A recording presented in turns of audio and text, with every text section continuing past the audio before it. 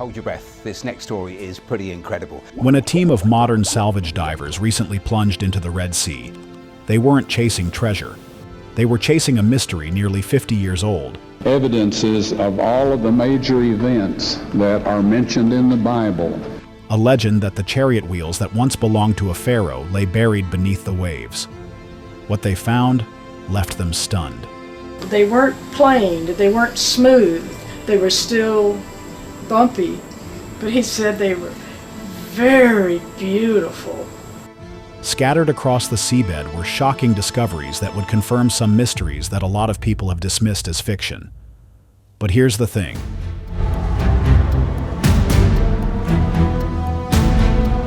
What the divers saw suggests that something shocking really happened in the Red Sea, and it's not good.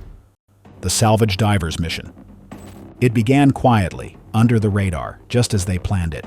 In late 2024, a small team of professional salvage divers and marine tech specialists gathered in Aqaba, Jordan. Their mission was to re-explore a forgotten stretch of the Red Sea seabed near Nuweiba Beach, on the Egyptian side of the Gulf of Aqaba. But this wasn't an ordinary dive. They weren't looking for sunken ships or lost cargo. They were chasing a historical ghost left behind by a man named Ron Wyatt, who nearly 50 years ago claimed to have found the wheels of a chariot that once belonged to Pharaoh Ramesses II.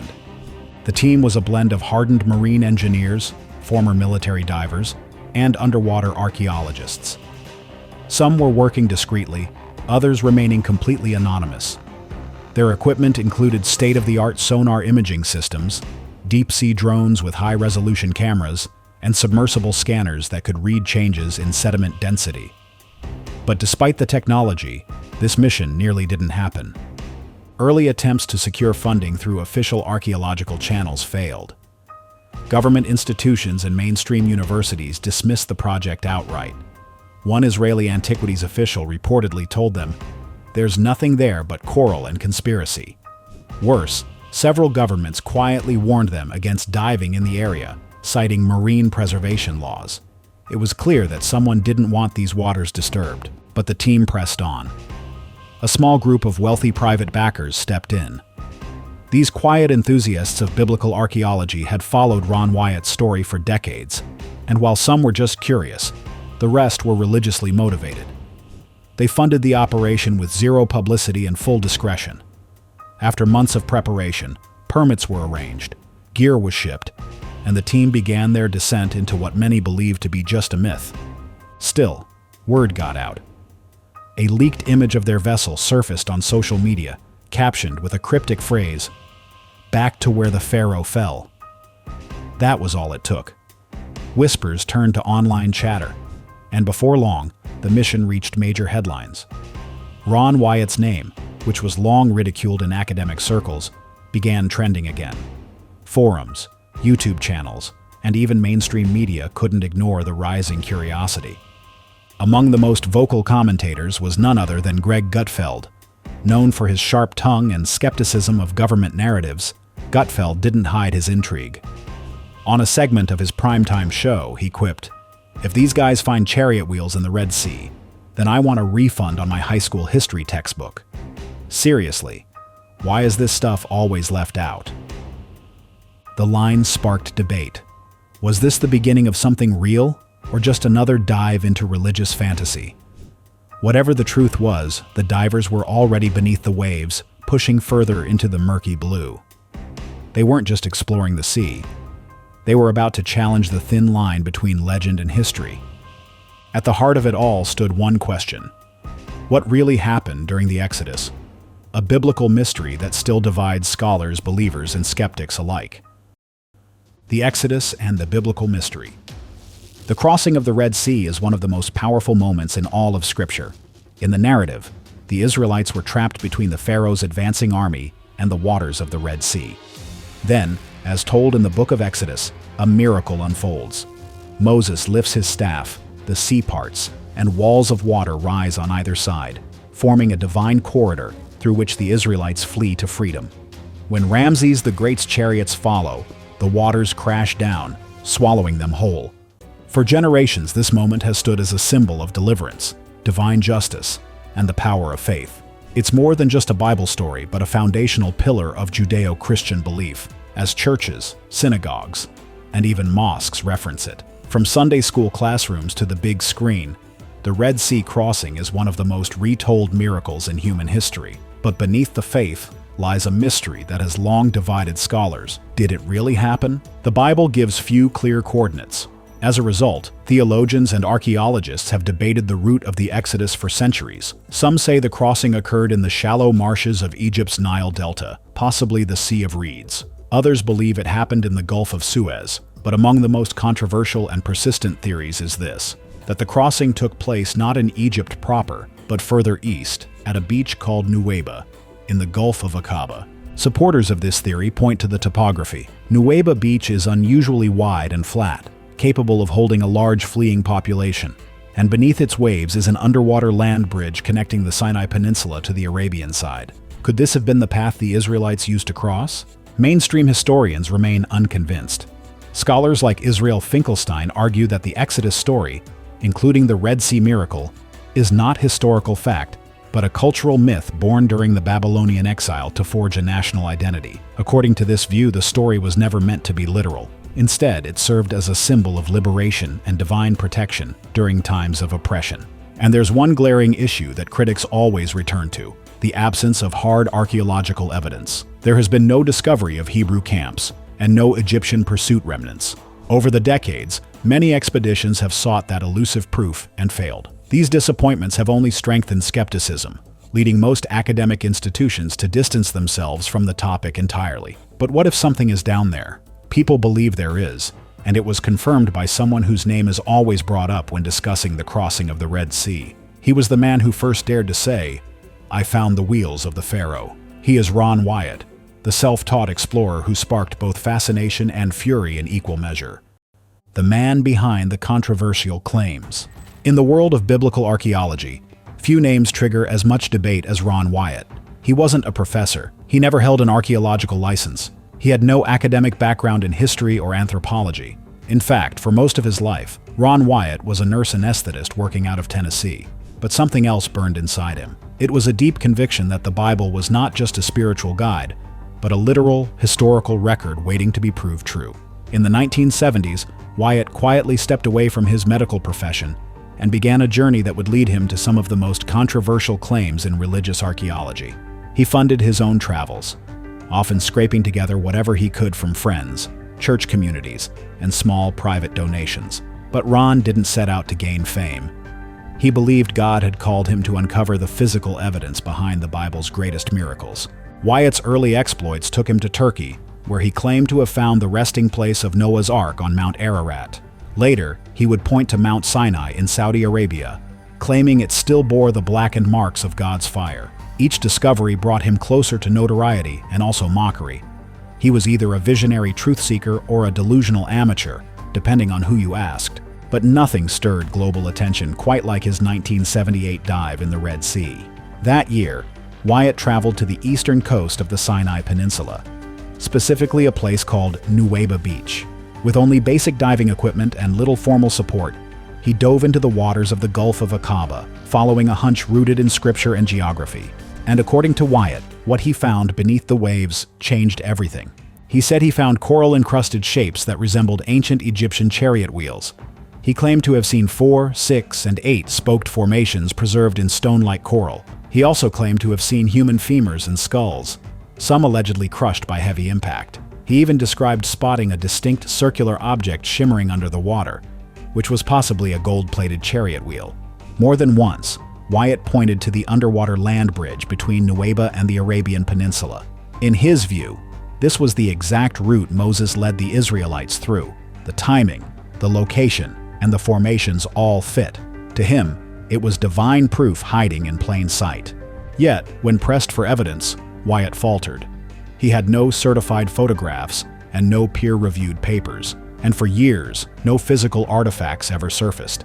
He was denied access by many official bodies, and even when allowed to speak, most academic journals refused to touch his work. These bodies insisted his research lacked scientific rigor, his tools were primitive, and his claims relied too heavily on visual interpretation and personal conviction. Still, his story refused to die. For decades, independent researchers, faith-based adventurers, and fringe theorists held onto his words.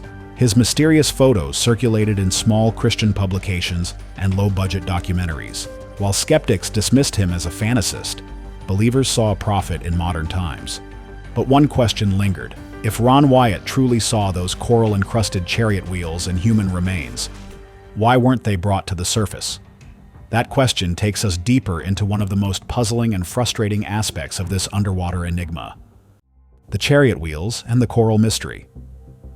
According to Ron Wyatt, the waters of the Gulf of Aqaba keep their secrets well. Those secrets include physical proof of ancient chariot wheels buried under centuries of sand, salt, and coral. But here's the mystery that continues to haunt the debate. If those wheels were real and truly relics of Pharaoh Ramses II's drowned army, why aren't they in any museum? Wyatt had his answers. He claimed 4 key reasons for the silence and the absence of artifacts. The first was coral incrustation. The wheels and bones, he said, were completely covered in hardened coral, which had preserved their shape but rendered them too fragile to touch. Any attempt to remove them, he feared, would shatter the objects into useless rubble. Pontian documented the coral-encrusted form of a wheel, with dimensions similar to ancient Egyptian artifacts. The second reason he gave was that removal risks destruction. The underwater environment had become their coffin and protector. Once exposed to light, air, or human handling, the delicate remains would collapse, leaving behind nothing but fragments of mystery. The third most obvious one was Egyptian law. Wyatt said he faced firm legal barriers. The Gulf of Aqaba, bordering Egypt, falls under strict archaeological protection. Removing historical artifacts without explicit governmental permission is not just forbidden, but criminal. According to him, this made even photographing or publicizing some of his findings nearly impossible without triggering legal backlash. The fourth was the most intriguing claim of all, and it was about the golden chariot wheel.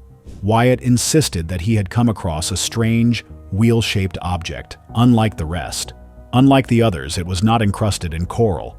It was smooth and it shimmered, like it had been plated with gold. According to his story, he turned the artifact over to Egyptian authorities for safekeeping. But here's where the tale begins to unravel. There are no verified photographs or museum listings. There's no official report or Egyptian display or credible follow-up. To skeptics, this isn't just suspicious, but damning. Without proof, many dismiss Wyatt's account as fantasy wrapped in wishful thinking. If such an artifact had truly existed, it would have shaken the archaeological world. And yet the story refuses to fade. Because even with its gaps and doubts, it speaks to a deeper desire and a need to see faith made real, to find evidence where history and myth collide. And this is why those divers set out to find out if what Wyatt had discovered was still there. But why now? Why, after decades of silence, did this new expedition dive into these same waters? What's fueling this sudden wave of renewed interest in the Exodus and the archaeology behind it? The growing interest in biblical archaeology. In the last few years, biblical archaeology has returned to the spotlight with a vengeance. From whispers of Noah's Ark on Mount Ararat to claims that the real Mount Sinai lies not in Egypt, but deep in Saudi Arabia, to rumors of the Ark of the Covenant being traced to Ethiopia, faith-based discoveries are making headlines once again. When news broke of modern divers re-investigating the same stretch of the Red Sea that Ron Wyatt once explored, something shifted. People who hadn't been to church in years found themselves staring at the sky, wondering what else might be true. Some said it felt like a sign. Christian influencers across the US took to TikTok and YouTube, calling it proof of biblical prophecy.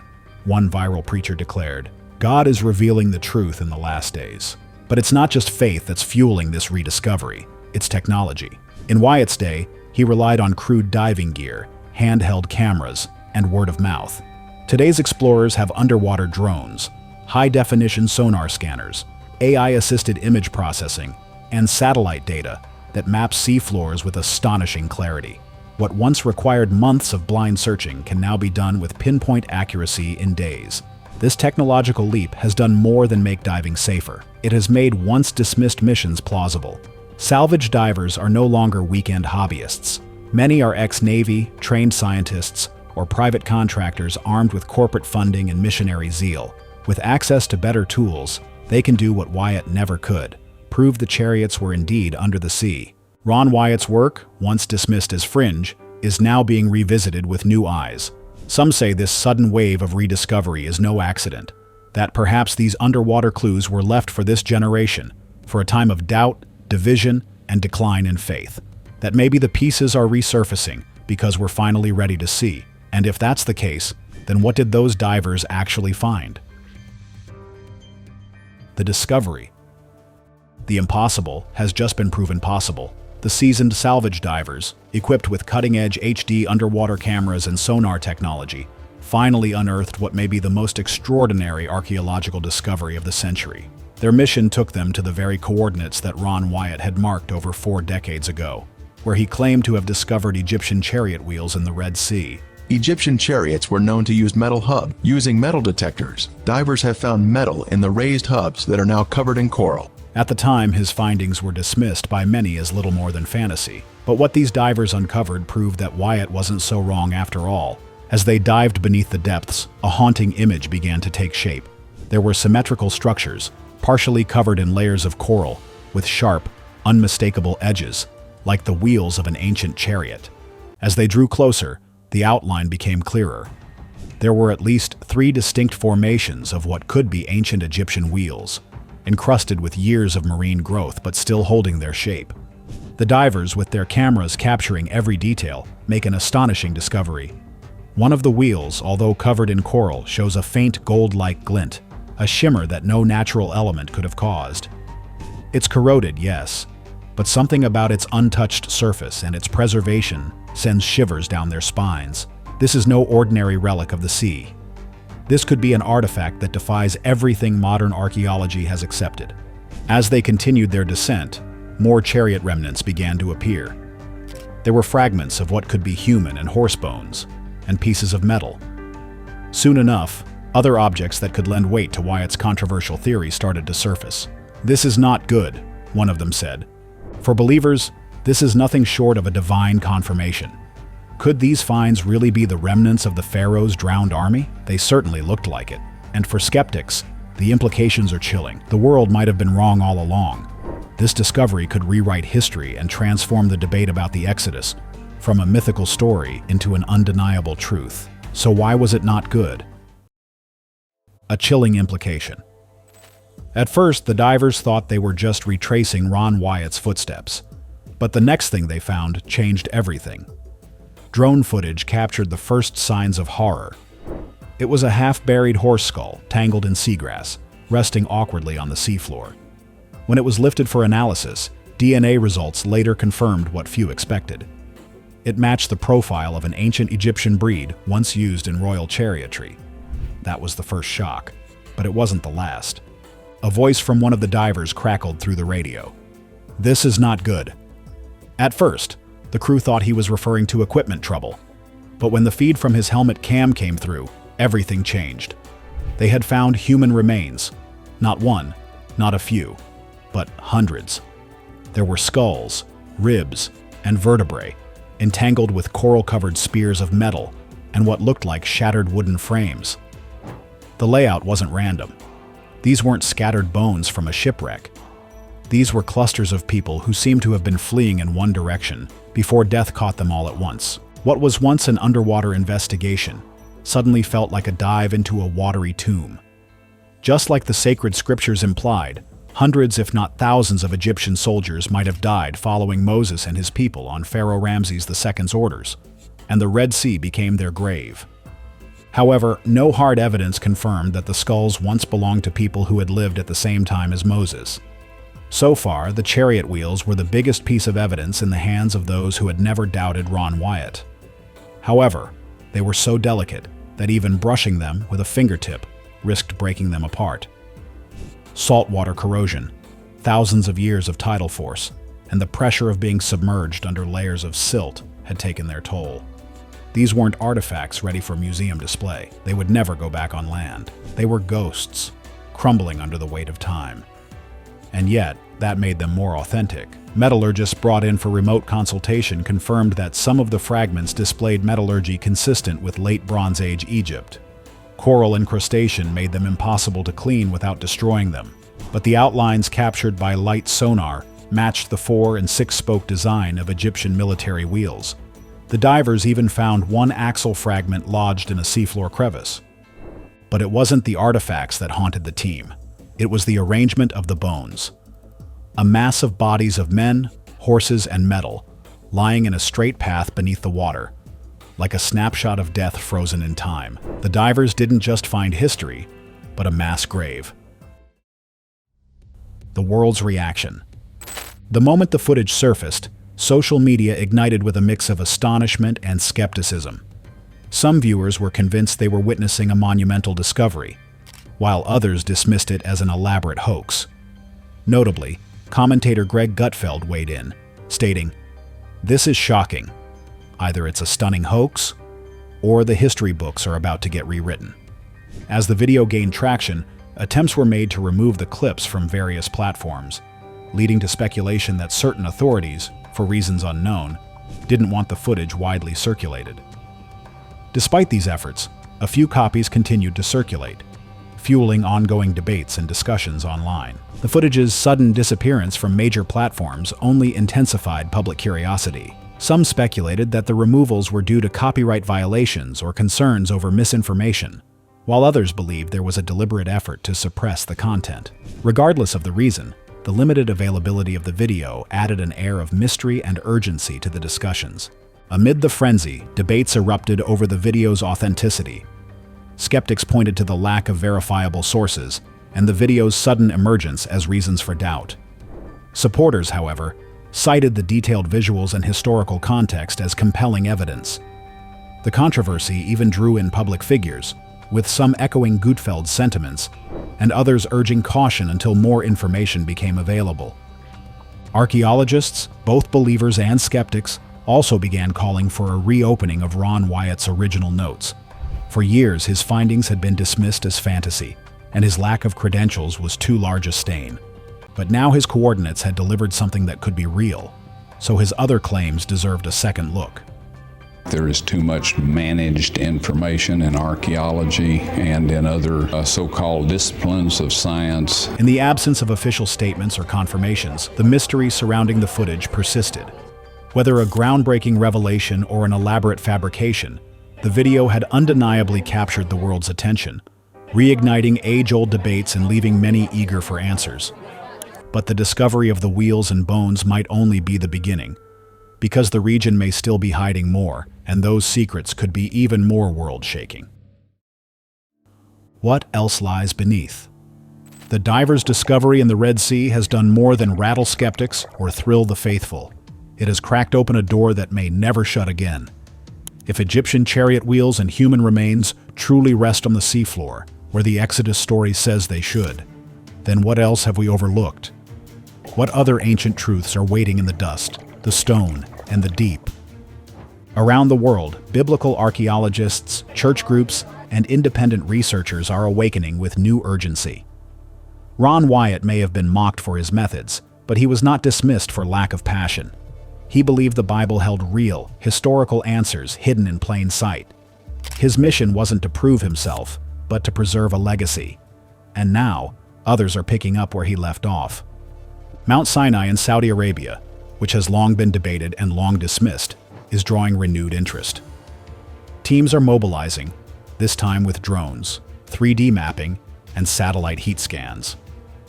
In Turkey, where some say Noah's Ark rests petrified in stone, fresh expeditions are being launched. There's even a stir around the Dead Sea, where rumors of lost biblical scrolls buried in yet undiscovered caves have pushed a wave of explorers back into the Judean wilderness. But it's not just boots on the ground anymore, but AI. Artificial intelligence is now being used to scan ancient tunnels, underwater shelves, and forgotten tombs. These systems detect patterns, anomalies, and buried structures invisible to the human eye. We are entering an age where history is no longer dug up by shovels alone, but uncovered by code, machine learning, and the relentless curiosity of those who believe that truth doesn't vanish but waits. What does this mean for our past and our future? It means the timeline of human history may be less certain than we thought. It means ancient texts might be more than myth. And it means the line between faith and fact may not be a line at all, but a bridge. submerged long ago, now rising again from the depths. What do you think about this discovery? Feel free to share your thoughts in the comments section. Thank you for watching. See you in the next video.